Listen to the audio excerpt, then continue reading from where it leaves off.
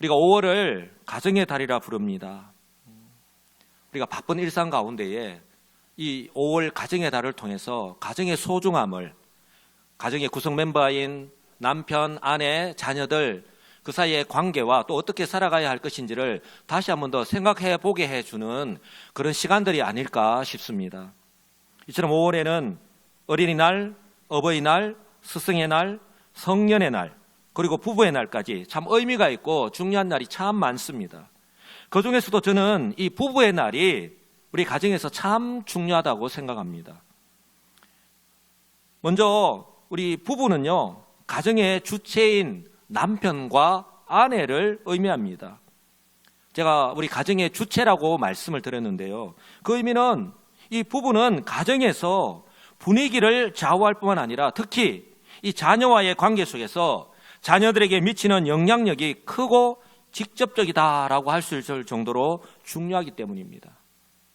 부부가 평소 대화를 하고 또한 서로를 대하는 모습부터 시작해서 부부의 신앙생활, 우리 교회 안에서뿐만 아니라 우리의 가정에서 또 일상의 삶 가운데서 우리가 어떤 신앙인으로 살아가는지, 우리 자녀들을 대하는 모습에 이르기까지 어쩌면 이런 부부의 영향이요, 아직 부모의 설하에서 자라나고 있거나 우리 유치부 어린아이들, 또 우리 초등부, 중고등부, 우리 대학 청년부에 이르기까지 가정을 이루어서 이렇게 시집장가를 가기 전까지 이처럼 부모의 설하에서 자라나고 있거나 아니면 이미 장성하여서 부모와 가정을 떠난 우리의 자녀들의 삶의 모습 가운데에 나타나고 있는지도 모릅니다. 그러므로 저는 오늘 이 부부주일에 오늘 선포되는 이 말씀을 통해서 우리 하나님께서 보실 때에 지금 현재 우리 가정에서 부부인 나의 모습은 어떠한지, 남편과 아내로서의 나의 모습은 어떠한지, 그리고 우리의 부부의 모습이 우리의 자녀들에게 어떤 영향을 주었고 또 지금 또 주고 있는지를 한번 돌아볼 수 있기를 원합니다. 아울러 우리 성경에서 말씀하는 바람직한 가정의 모습을 회복하기 위해서, 그리고 지금보다 좀 더 화목하고 누구나 다 바라는 그런 행복한 가정으로 나아가기 위해서 가정의 주체라고 할 수 있는 이 남편 혹은 아내인 나에게 필요한 것이 무엇이고 그렇다면 어떻게 해야 할 것인지 돌아보시는 그런 기회로 삼으시기를 우리 주님의 이름으로 간절히 축복합니다. 성경은 가정이 하나님으로부터 시작되었다라고 분명하게 말씀합니다. 이 천지 만물을 창조하신 우리 하나님께서 그 하나님의 섭리 가운데에 이 아담과 하와 두 사람을 부부가 되게 하시면서 이 세상에서 가정이 시작되었습니다. 성도 여러분, 오늘 말씀의 제목이 행복한 부부입니다. 누구나 다 바라는 그런 행복한 부부, 행복한 가정생활. 그런데 이 가정에서 또 특히 이 부부 사이에서 누가 있는가, 무엇이 있는가가 행복을 좌우할 수 있다는 거예요. 바로 하나님이 부부 사이에 있는가, 하나님이 우리 가정의 주인이신가, 그것이 바로 부부 사이에 그리고 가정의 행불행을 좌우할 수 있다라고 하는 것, 오늘 말씀을 들으시면서 마음에 새기시면서 오늘 말씀을 들으시면 되겠습니다. 이처럼 인류 최초의 부부인 아담과 하와 부부는요, 하나님의 특별하신 섭리와 또 은혜와 축복 속에 결혼하여서 가정을 이루었습니다. 하나님의 바람은 한 가지입니다. 하나님의 뜻 안에서 행복한 가정 생활을 하는 것입니다. 그런데 말씀을 통해서 알 수 있듯이 이 두 사람은 처음에는 서로 눈에 콩깍지가 씌어서 소위 금사빠라고 하죠. 금방 사랑에 빠진다. 보는 순간 눈에 콩깍지가 씌어서 서로만 바라볼 뿐이고 서로밖에 안 보이고 서로 만족하였고 그렇게 하나님 앞에서 날마다 행복하였습니다. 이처럼 이 두 사람이 평생을 하나님의 은혜 안에서 이렇게 하나님 앞에서 행복하게 살았다면 얼마나 좋겠습니까? 이것은 저와 여러분들 역시 동일하게 바라는 바가 아니겠습니까? 저는 아내와 결혼한 지 올해로 28년이 되었습니다. 저는 지금 현재입니다. 매일 아침에 출근을 할 때, 오늘 아침에도 교회를 올 때도 동일하게 했습니다. 잘 다녀오겠다고 인사를 하면서 아내의 입술에 항상 뽀뽀를 합니다. 부러우십니까? 예. 혹시 부끄러워하시는 분들이 있을지도 모르겠는데 부끄러워하지 마시고 한번 시도해 보시기 바랍니다. 아내가 얼마나 좋아하고 행복해 하는지 모릅니다. 그런데요, 목사 부부니까 뭐 저 부부 사이에 뭐 싸우기는 하겠나. 목사 부부니까 부부 싸움도 하지 않고 또 모든 사람들의 본이 되는 삶을 살 수 있다면 얼마나 좋겠습니까? 그런데요, 28년간 살아보니까 쉽지 않더라고요. 우리 뭐 예배를 드리는 우리 성도님 또한 마찬가지잖아요. 저희 부부가 28년을 함께 살면서 얼마나 많이 싸웠겠습니까? 셀 수 없을 정도로 많이. 죄송하지만 우리 아내의 마음도 참 많이 아프게 하였고요. 눈물도 참 많이 흘리게 했습니다. 그런데요, 목소리가 큰 사람이 이긴다고 언제나 이기는 사람은 정해져 있더라고요. 저 아내는 아마 보셔서 아실런지 모르겠지만 참 정반대인 것이 참 많습니다. 그렇기 때문에 아마 우리 부부들 가운데서도 이런 부분들이 참 많을 텐데, 그렇기 때문에 행복한 부부와 가정을 위해서 우리 부부에게 필요한 것이 서로의 다름을 인정해 주는 것이 아닐까 싶습니다. 누구보다도 함께 살면서 남편에 대해서 혹은 아내에 대해서 가장 잘 아는 사람이, 하나님 다음으로 가장 잘 아는 사람이 서로 부부가 아닐까요? 너무나도 잘 알고 있습니다. 그러나 실천하는 것이 결코 쉽지 않다고 하는 것을 지금 예배를 드리는 성도들 또한 경험하면서 아마 살아가고 계실 거예요. 제 아내는 아시겠지만 성격이 참 밝고 잘 웃고 상대방을 편하게 해주고 참 기분 좋게 이렇게 대해줍니다. 매일 아침에 일어나면요, 가장 먼저 전자동으로 하는 것이 저와 우리 아이들에게 항상 사랑해요, 축복해요. 그러니까 뭐 녹음기 틀어놓은 듯이 그렇게 아침에 축복을 합니다. 그런데요, 저는 어떻습니까? 저는 마음은 참 부드러운데, 벌써 웃으시는데, 저는 마음은 참 부드러운데 겉으로 보이는 것은 참 무뚝뚝하게 그렇게 보이는 것 같습니다. 그래서 아직도 저를 가까이 하기엔 먼 당신으로 생각하시는 우리 성도님들이 아직도 많이 계신 것 같아요. 절대 그렇지 않습니다. 저는요, 누구보다도 마음이 약하고 부드러운 사람입니다. 믿어주십시오. 예. 그리고 우리 부부는요, 더위와 추위도 이게 서로 반대입니다. 그래서 침대를 사용하는 것도 반은 따뜻하고 반은 미지근합니다. 아니면 차갑습니다. 제가 아내 이게 옆에 침대를 이렇게 보면은 이렇게 손을 대 봅니다. 그런데 제가 만졌을 때 분명히 이게 미지근하거나 차가운데 우리 집 사람은 아직 따뜻하대요. 참 이렇게 차이가 있습니다. 물과 음식도 따뜻한 것과 차가운 것을 선호하는 것에 차이가 있습니다. 우리 사람은 차가운 것을 좋아하는데 저는 따뜻해야 됩니다. 그래서 식은 것 먹지 않고요, 항상 데워서 저는 먹습니다. 또한 어떤 상황이 발생했을 때 감정적으로 그것을 먼저 받아들이느냐 아니면 이성적으로 판단하느냐 하는 것도 차이가 있습니다. 제 아내는 사소한 말 한마디에도 잘 웃기도 하고 울기도 합니다. 저는 보지 않아도 압니다. TV를 딱 보는데요, 이 타이밍은 지금 뭐 영락없이 지금 눈물을 흘리고 있다라고 딱 생각하고 옆을 보면 눈물을 그냥 줄줄 흘리고 있습니다. 근데 저는 잘 울지 않거든요. 근데 요즘은 이제 50대 후반으로 접어드니까 요즘은 좀 이 감성이 조금 이렇게 살아나가지고 저도 요즘은 좀 눈물을 많이 흘리는 사람으로 바뀌더라고요. 이처럼 28년간 함께 살면서 아내에 대해서 누구보다도 잘 알고 있고 또 저와 아내의 차이에 대해서 잘 알고 있으면서 이 잘 맞추고 살면 참 좋을 텐데, 그런데 아직까지도 이 쉬운 것을 잘 못하고 있습니다. 성도 여러분, 제가 이게 팔불출답게 저와 제 아내의 이야기를 말씀을 드렸는데요, 이 이야기가 저와 제 아내와의 이야기만이 아니라 아마 지금 예배를 드리는 우리 성도님들의 대부분의 모습은 아닐지 모르겠습니다. 그럼에도 불구하고 제 아내는요, 목사인 제 옆에서 저의 돕는 배필이 되어서 저의 부족한 부분을 도와주고 있습니다. 지금까지 힘든 일도 참 많을 텐데 내색하지 않고 변함없이 저의 목회를 도와주고 있습니다. 그래서 또 다시 한 번 더 팔불출답게 이 자리를 통해서 우리 아내에게 고맙다라고 하는 말을 꼭 하고 싶습니다. 아니, 박수 칠 일은 아니고, 박수 칠 일은 아니고. 그런데요, 오늘 우리가 창세기 말씀을 읽었습니다. 우리가 누구나도 잘 알고 있는, 제가 결혼식 주례 때 할 때에 이 본문의 말씀을 가지고 참 말씀을 많이 전했는데요. 성경은 행복한 부부 관계와 가정이 되기 위해서 우리에게 필요한 것이 있다라고 말씀합니다.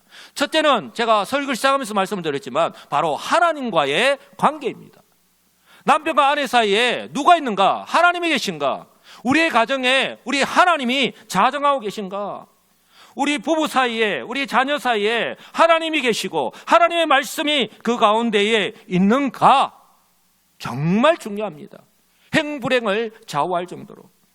부부가요, 하나님에 대한 확신이, 이 신앙이 확고하면요, 어떤 상황을 만난다 하더라도 하나님의 말씀을 기억하고 순종할 수 있습니다. 왜요? 내가 부족하면, 내가 제대로 잘 살아가지 못하면 나에 대해서 누구보다도 잘 아는 내 남편이 혹은 아내가 옆에서 도와줄 수 있기 때문에, 때로는 충고하고 때로는 앞에서 이끌어줄 수 있기 때문이에요.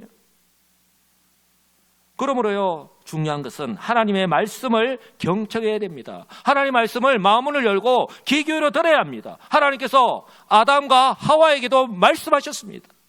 모든 과일은 다 먹어도 좋다. 그러나 동산 가운데 있는 이 과실은 절대로 먹지 마라. 먹는 날에는 반드시 죽는다라고 하는 정말 중요한 말씀을 귀 기울여 듣고 반드시 그대로 행해야 되는 말씀을 하셨습니다.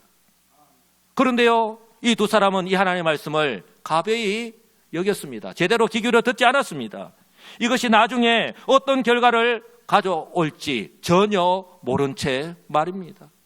저와 여러분들이 하나님 말씀을 어떤 마음으로, 어떤 태도로 듣습니까? 하나님 말씀을 어떻게 대하면서 우리가 살아가고 있느냐 하는 것이 바로 하나님과의 그 관계를 드러낸다라고 해도 과언이 아닐 것입니다. 그런가 하면요, 부부 사이에도 신앙의 수준이나 말씀의 이해 정도가 다 다릅니다. 그것은 서로 깔보거나 무시하라는 게 아니에요. 간섭하라는 것이 아닙니다. 그러므로요, 부부가 서로에 대해서 더더욱 관심을 가지고 이런 영적인 부분과 육체의 상태를 돌아보는 것이 필요합니다. 왜냐하면 우리가 인생을 살면서 아무런 문제 없이 인생을 살아갈 수가 없잖아요. 예상치 못한 그런 어려운 문제들, 그런 고난들을 우리가 만나게 되잖아요. 이처럼 남편이나 아내가 어떤 일로, 어떤 문제로, 어떤 환경 때문에 힘들어하거나 아니면 정말 중요한 선택을 해야 될 때 그것을 곁에서 지켜만 보거나 아니면 모르는 척 하는 것이 결코 능사가 아니라는 것입니다. 왜냐하면 장고 끝에 악수를 둔다는 속담이 있듯이 혼자서 그렇게 고민을 하고 혼자서 오랜 시간 동안 고민하다가 잘못된 길을 선택할 수 있기 때문입니다. 그러므로요, 저 여러분들에게 반드시 필요한 것은 좋은 게 아니다라고 하는 사실을 꼭 기억하시기 바랍니다. 내가 이 말을 할 때에, 내가 이렇게 행동할 때에 내 아내가 기분 나빠할 거야. 내 아내가 마음이 상할 거야. 그러니까 나는 이 말을 못하고 그냥 좋은 게 좋은 거지 하고 그냥 넘어가는 것. 여러분, 우리는 다반사로 우리가 일반화되지 않았습니까? 그런데요, 좋은 게 좋은 것이 아니라고 하는 사실을 깨닫고 먼저 하나님께 기도하면서 내 남편의 마음을 붙잡아 주옵소서. 내 아내의 마음이 상하지 않게 주옵소서. 그렇게 지혜롭게 판단할 수 있게 주옵소서. 그렇게 먼저 하나님께 기도하면서 필요하다고 생각될 때에 기회를 놓치지 않고, 저는 정말 이것이 중요하다고 생각해요. 필요하다고 생각될 때에, 판단될 때에 이 기회를 놓치지 않는 것, 저는 이것이 영적인 통찰력이라고 생각이 드는데요. 정말 그 기회를 놓치지 않고 우리 하나님께서 기뻐하시는 올바른 선택을 할 수 있도록 여러분, 부부가 이야기를 하는 것이 필요하다라는 것입니다. 그럴 때요, 우리 사도행전 5장, 사도행전 2장 이후에 성령이 임했을 때에 초대 예루살렘 교회에 엄청난 부흥의 역사가 일어났습니다. 하루에도 3,000명, 5,000명이 회개하고 주께로 돌아오는 놀라운 역사가 일어났습니다. 그러니 그 가운데에는 부자도 있지만 그러나 가난한 사람들도 부직수로 들어왔단 말이에요. 그래서 많은 가진 자들이 자신의 재산을 팔고 또한 땅을 팔아서 교회에 기부하였습니다. 이처럼 초대교인 예루살렘 교회가 한창 하나님의 은혜로 부흥의 역사가 일어날 때에 찬물을 끼얹는 이 아나니아와 삽비라 부부에게 일어났던 비극을 이 재발을 막을 수 있기 때문입니다. 성도 여러분, 이 아나니아와 삽비라 부부, 이 부부는요, 똑같이 재물에 대한 욕심 때문에 하나님을 속이는 죄를 지어서 3시간 간격으로요, 그렇게 안타깝게 죽었습니다. 바로 욕심이 잉태한 적 죄를 낳고 죄가 장성한 적 사망을 낳는다라는 야고보서의 말씀 그대로입니다. 만약에요, 이 부부 중에 한 사람이라도 영적으로 깨어서 하나님을 두려워하는 마음이 있었거나, 아니면 그들이 하는 구제가 선한 일이고 또 교회에 큰 힘이 되고 우리 하나님께서 기뻐하시는 일인 줄 알고 굳이 우리가 소유 전부를 팔아서 헌금했다라고 그렇게 거짓말하면서 자랑할 필요까지 있겠느냐? 당신이 지금 바나바가, 지금 성도들에게 칭찬받고 인정받는 바나바가 자신의 모든 소유를 팔았다고 해서 그렇게 비교의식, 이 피해의식을 느껴서 그렇게 우리도 그냥 우리가 할 만치만 하면 되지, 그렇게 비교의식 가질 필요 있느냐라고 그렇게 이야기를 했다라고 한다면, 만약에 그래서 그들의 믿음의 분량대로 헌금하였다면 이 같은 비극적인 일을 일어나지 않았을 것입니다. 그런데요, 성경을 보면 안타깝게도 이 아나니아와 삽비라 부부가 똑같이 거짓말을 하였습니다. 3시간 간격으로. 그 거짓말이 사람을 속이는 것이 아니라 바로 하나님을 속이는 것인 줄 모른 채 말입니다. 여러분, 죄가 이렇게 무서운 거예요. 그렇다면 저와 여러분들은 부부 사이에 대화가 단절이 되고 또 관계가 좋지 않는 이유가 무엇이라고 생각합니까? 그냥 환경 때문이라고 생각이 드십니까? 많은 통계 자료를 보면 부부가 성격이 맞지 않아서 그렇게 이혼을 한다라고 이야기합니다. 성경은 이처럼 부부관계가 깨어지는 원인이요, 이처럼 통계 자료처럼 성격이 맞지 않아서도 아니고 서로 미워하기 때문도 아니고 이런 환경의 영향 때문도 아니라고 말씀합니다. 이것은 다 부차적인 것이요, 2차적으로 일어나는 것입니다. 성경은 분명하게 말씀합니다. 1차적인 원인이자 주된 요인이 바로 죄 때문이라고. 한번 따라서 할까요? 죄. 예, 이 죄 때문이라고 성경은 우리에게 분명히 말씀합니다.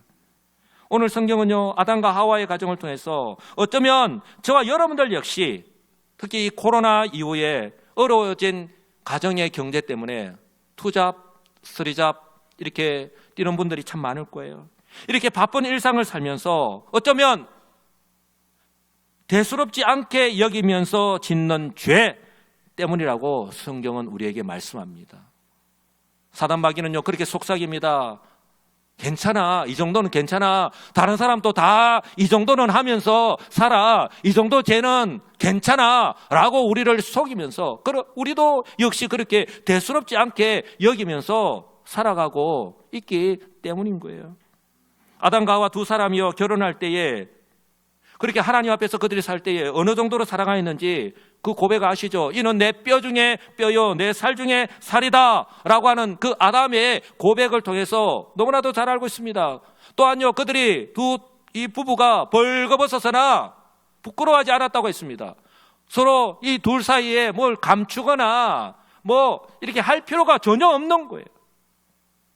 그런데요, 죄가요, 딱 둘 사이에 들어오자 이 두 사람 사이에 하나님이 아니라 하나님의 말씀이 점점 희미해지자 죄가 그 두 사람 사이를요, 완전히 갈라 놓았습니다. 그렇게 서로 콩깍지가 씌어서 살아가던 두 사람이 이제는 어떻죠? 서로를 원망하고 서로 탓을 합니다. 그리고 한 걸음 더 나아가서 하나님의 은혜는 깡그리 잊어버린 채 오히려 하나님을 향하여서 그렇게 원망하면서 아담이요, 이렇게 고백을 합니다. 얼마 전에는 내 뼈 중에 뼈요, 살 중에 살이다라고 그렇게 고백했던 그 입술로 이렇게 이야기하는 거예요. 하나님이 주셔서 나와 함께 있게 하신 여자 그가 그 나무 열매를 내게 주므로 내가 먹었습니다. 거꾸로 이야기하면 하나님이 이 여자를 내게 주시지 않았다면 나는 이 죄를 짓지 않았다는 거예요. 그 죄의 원인을 누구에게로요? 바로 하나님께로 전가하고 또 자신의 아내에게로 전가합니다. 여러분, 죄가요, 이렇게 무섭습니다. 저는 설교를 준비하면서 오늘 부부주일이잖아요. 그리고 제가 설교를 시작하면서 우리의 가정의 주체가 바로 부부다. 그리고 왜 제가 주체라고 말씀을 드렸는지 분명하게 말씀을 드렸습니다.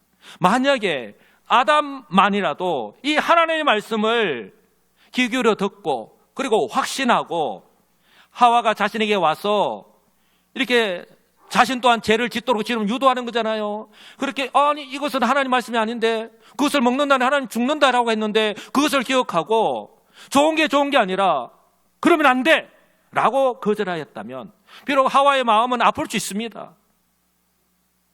그러나 반드시 죽는다라고 하는 그 하나님 말씀을 기억하였다면 이것이 사는 길인 줄 알고 단호하게 거절하고 그 하나님 말씀대로 행하였다면 인류의 불행을 막을 수 있었을 것입니다. 그런 생각이 들더라고요. 사랑하는 성도 여러분, 혹 남편은 나 때문에, 아내인 나 때문에 우리 가정에 죄가 들어오고 그것이 우리의 가정의 불행의 시작이 되고 있지는 않습니까? 사랑하는 성도 여러분, 가정의 행복을 위해서라도요, 그러므로 하나님 앞에서 항상 하나님 말씀 앞에서 깨어있는 성도들이 되어야 할 줄 분명히 믿습니다. 성도 여러분, 이처럼요, 죄는요 두 사람 사이를 갈라놓습니다. 아니 하나님과의 그 관계 또한 깨뜨립니다.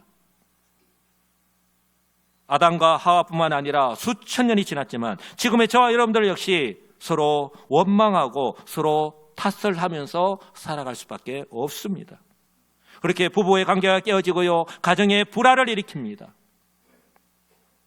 수천이라고 하는 시간이 지났고 시대와 환경 또한 바뀌었지만 지금 또 변함이 없는 바로 사단 마귀의 전술 전략입니다. 혹시요 여러분들 가운데서도 경험해 보신 분들이 계실 텐데요, 아마 오늘 또 어쩌면 우리가 경험하게 될지도 모르겠습니다. 신천지와 같은 이단은요 우리 교회 주변에서 예배를 마치고 돌아가는 성도들에게 접근합니다. 바로 저 혜태 아파트 내려오는 그 거리에 딱 모퉁이에 있었어. 그리고 저쪽 길에 모퉁이에 있었어. 저쪽 길에 모퉁이에 있어서 딱 모퉁이에 돌았으면 거기서 딱 두 명이 조를 이루어서요 기다리고 있습니다. 우리가 예배 마치고 돌아가는 것을 다 알고 우리에게 접근하는 거예요. 그런가 하면요 전도하는 현장에 와서 시비를 겁니다. 또한 성도들의 가장 친한 사람을 통해서 우연을 가장하여서 접근합니다. 어떻게 접근하는지 압니까? 가장 먼저 마치 하와에게 이 사단 마귀가 했던 것처럼 말씀을 가지고 시험을 합니다. 이 사람이 성경을 어느 정도로 알고 있고 또 하나님 말씀에 대해서 어느 정도로 확신하고 있는지 질문을 툭 던져봅니다. 그리고요 소위 센터라고 하는 곳으로 인도해서 나하고 같이 성경 공부를 하라고, 그러면 정말 당신의 신앙도 잘하고 정말 행복하게 살아가게 될 것이다라고 그렇게 권유를 합니다. 사랑하는 성도 여러분, 그러므로 우리 성도들에게요 더더욱 필요한 것이 교회 중심 그리고 성경 중심의 삶인 줄 믿으시기 바랍니다. 예. 성도들이 성경을 계속해서 읽어야 되고, 제가 우리 교회에 부임해서 해마다 성경 일독을 해야 됩니다. 그래서 주보에도 매주마다 성경 이번 주에는 여기서부터 여기까지 읽습니다라고 계속해서 내는 이유가 여기에 있는 거예요. 왜냐하면 8년 전에 7년 전에 6년 전에 그 하나님 말씀을 일독할 때에 그때 나의 상태, 하나님께 주시는 그 마음이 다르고 바로 지금 또다시 내가 이 하나님 말씀을 읽을 때에 그 말씀을 이해하는 깨닫는 정도가 다르기 때문이에요. 그래서 하나님 말씀을요 계속해서 읽어야 하는 거예요. 또한 교회에서 가르치는 확신반, 성장반, 제자반 등의 성경 공부에 참여해서 하나님 말씀을 공부해야 되는 이유가 여기에 있는 거예요. 내가 예수 믿고 시간이 1년, 2년, 10년, 20년 평생을 살아간다고 해서 내 믿음이 저절로 자라고 그렇게 신앙이 저절로 자라라는 것은 아니라고 하는 거예요. 그저 예수 믿어서 구원받은 것 그 하나만 내가 바뀌었고 내가 이전에 살아가던 성격, 성량, 그런 모습들, 세상에서 살아가던 그 모습이 똑같다라고 한다면 과연 우리 하나님께서 기뻐하실까? 과연 내 남편은, 내 아내는, 내 자녀는 그것을 옳다라고 인정할까? 한번 좀 생각해 보아야 할 것입니다. 그리고요, 이런 바쁜 일상으로 인해서 몸도 마음도 여유가 없고 피곤하고 힘들더라도 자기 자신을 이처럼 죄로부터 사단 마귀의 시험으로부터 지키기 위해서요 항상 기도해야 되는 이유가 바로 여기에 있는 거예요. 언제까지요? 바로 습관이 될 때까지. 여러분, 새벽에 일어나는 거 쉽지 않습니다. 기도의 자리로 나오는 것 결코 쉽지 않습니다. 그러나 이것이 습관이 된다면 그렇게 힘들지 않을 거예요. 왜요? 이처럼 우리가 기도할 때에, 우리가 하나님 말씀을 읽을 때에 성령의 은혜로 영적인 통찰력을 통해 깨닫게 해주시고 또 어떻게 판단하고 살아가야 할지 하나님께서 지혜를 주시기 때문입니다. 사랑하는 성도 여러분, 처음부터 저절로 되는 것은 하나도 없습니다. 여러분 꼭 기억하시기 바랍니다. 바로 성경에서요, 말씀과 기도로 자기 자신의 몸과 마음을 무장을 하고, 에베소서에는 뭐라고 말씀합니까? 전신갑주를 입으라라고 말씀하잖아요. 그렇게 무장을 하고 항상 깨어 있어야 한다고 강조하는 이유가 바로 여기에 있습니다.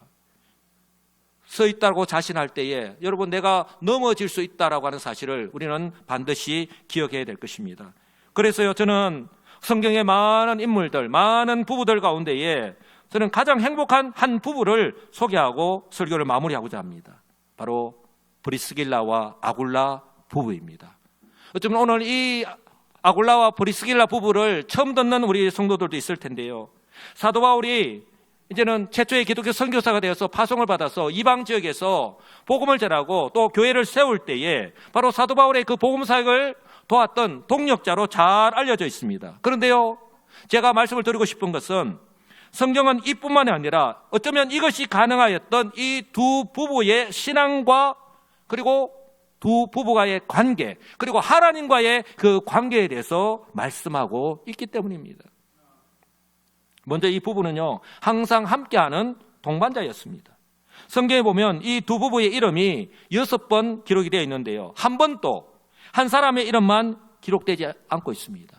우리가 예를 들어서 브리스길라 부부 아니면 아굴라 부부라고 얼마든지 이렇게 표기할 수 있습니다. 그런데 성경은 언제나 브리스길라 아굴라 부부, 브리스가 아굴라 부부라고 항상 함께 기록하고 있습니다. 한마디로요, 이 부부는 항상 동행하는 삶의 가장 동반자로 살았던 거예요.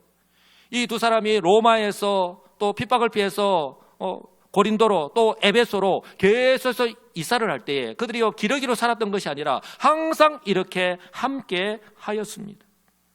이처럼 이 두 사람은요, 함께 장막을 만들면서 텐트를 만드는 직업을 가지고 사도 바울과 함께 일을 하였을 뿐만 아니라 이처럼 사도 바울의 복음 사역도 함께 하면서 도와주었던 정말 큰 힘이 되었던 동력자였던 것입니다.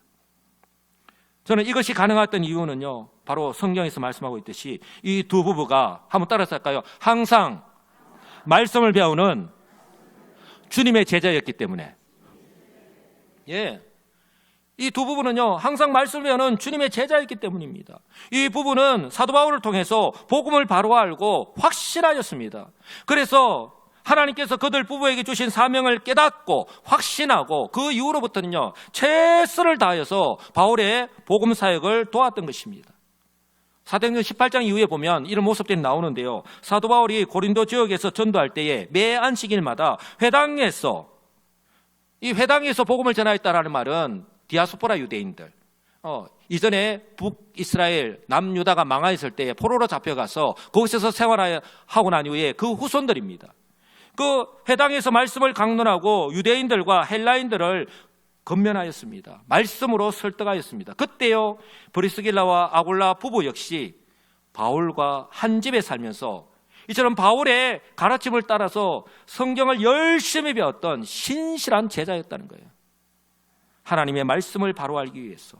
그래서 이후에 바울이 고린도를 떠나서 수리아로 갈 때에 이 브리스길라와 아굴라 부부도 함께 하였습니다. 왜요? 바로 바울이 복음을 전하는데 꼭 필요한 동력자였기 때문입니다. 이것은 사도행전 18장 후반부에 기록하고 있는 것을 통해서 알 수 있는데요, 여러분 아마 아볼로라고 하는 사람 이야기 들어보셨을 거예요. 성경에 능통한 아볼로가 에베소에 와서 회당에서 가르칩니다. 예수님에 대해서 잘 알고 있습니다. 그런데 이야기를 가만히 들어보니 예수님에 대해서는 좀 알고 있는 것 같은데 아직 세례 요한의 그 세례밖에 모르는 거예요. 그래서 이 브리스길라 아굴라 부부가 자신의 집으로 바로 이 아볼로를 초청을 해서 하나님의 도를요 정확하게 가르쳤다라고 성경은 말씀하고 있습니다. 이처럼 이 부부는요 성경에도 능통하였을 뿐만 아니라 겸손하게 그 자리에서 아볼로가 그것을 모르니 그 자리에서 지적한 것이 아니라 자신의 집으로 초청하여서 그렇게 하나님 말씀을 풀어서 자세하게 가르쳐 줄 정도로 그렇게 겸손하게 사도 바울의 복음 사역을 도왔던 것입니다. 그래서 사도 바울은요, 로마서 16장에서 이 로마 교인들에게 보내는 편지 마지막에 로마서 16장은 모두 다 자신의 사역을 도왔던 사람들에게 감사하는 감사의 인사장이라고 할 수 있거든요. 로마서 16장에서 편지 마지막에 인사를 하면서 이 두 사람, 이 부부를 이렇게 말씀을 합니다. 너희가 그리스도 예수 안에서 나의 동역자들인 브리스가와 아굴라에게 문안하라 라고 말씀합니다. 사도 바울이 나의 동역자들이라고 그렇게 지칭을 합니다. 왜요? 그 이유가 뒤에 나옵니다. 그들은 내 목숨을 위하여 자기들의 목까지 내놓았나니 나뿐 아니라 이방인의 모든 교회도 그들에게 감사한다라고 말씀합니다. 형식적인 섬김 도움이 아니라 정말 그들이 지사 충성하여서 사도 바울의 복음 사역을 돕고 그렇게 선교 사역을 도왔다라고 하는 것을 어느 한 사람만이 만약에 이렇게 되었다고 한다면 부부가 같은 마음이었기 때문에 가능하였던 거예요. 사랑하는 성도 여러분, 지금과 같이 그 어느 때보다 영적으로 신앙생활을 하기도 힘들고 또한 육체적으로도 생활하기가 힘든 때에 성도이자 또한 사명자로 살아가는 저와 여러분들이 참 본받아야 하는 이런 부부가 아닐까 싶습니다. 그러나요, 모든 우리 부부가 브리스길라와 아굴라 부부처럼 살아갈 수가 없습니다. 그러나 이 부부처럼 바라기는요, 항상 하나님의 말씀을 배우기를 힘쓰는 우리 부부가 되시기 바랍니다.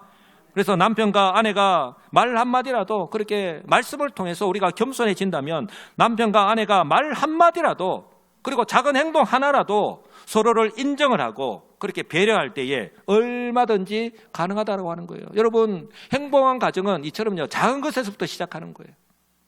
이처럼 하나님께서 보실 때에 칭찬하시고 인정하시는 부부와 가정, 그리고 이웃에게 본이 되고 칭찬을 받는 한 가정, 두 가정 계속해서 우리 늘어나는 우리 여수시민교회, 그런 행복한 우리 여수시민교회 되기를 우리 주님의 이름으로 간절히 축복합니다. 아멘.